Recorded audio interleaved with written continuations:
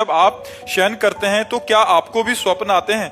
आपको क्या? वैसे इतना ज्यादा शयन ही नहीं होता कि स्वप्न के लिए टाइम हो। स्वप्न तो तब आते हैं जब नींद से ज्यादा आप शयन करें। तो यहाँ तो इतनी रगड़ है, अब हमें है कि हमें मरना है तो हम डट के भजन करें। अब जब तक हमारे अंदर बेहोशी नहीं आती तब तक तो भजन चलता रहता है।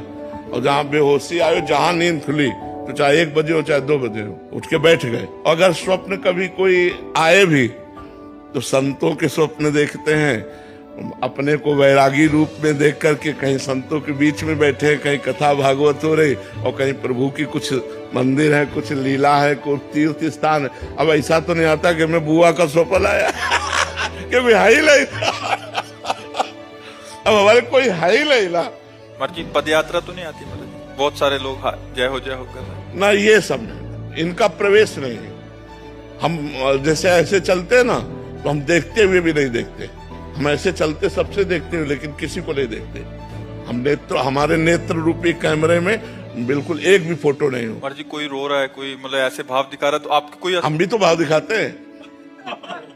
मर्जी आप तो पूरे ऐसे हो जाते। हाँ, सबको भगवान का स्वरूप मानकर, सब मेरे भगवान आए हैं, अन्य रूपों में नहीं।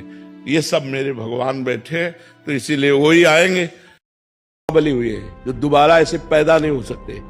रावण कैलाश को ऐसे उठाया भगवान शंकर पार्वती जी सहित, और 20 बार ऐसे किया। कैलाश पर्वत को 20 बार ऐसे, मैं पार्वती शंकर जी गणों सहित पूरे कैलाश को उठा लिया। काट के फेंक दिया भगवान श्री राम ने उन भुजाओं को भी, और खोपड़ी को जब चरित्रहीन हो गया। अगर बल का प्रयोग सदुपयोग में हो, सत् कार्यों में हो, समाज सेवा के लिए हो, राष्ट्र के नाम के लिए हो, तो वो बल बल हो जाता है। नहीं तो उस बल का कोई महत्व नहीं। एक से एक महाबली हमारे भारत में, हमारे विश्व में हुए। हमें चाहिए कि हमें जितना बल मिला है उससे दूसरों को सुख दे, दूसरों के कर्तव्य का नाश न करते हुए उनके कर्तव्य पालन में सहयोग करें और अपने कर्तव्य का पालन करें।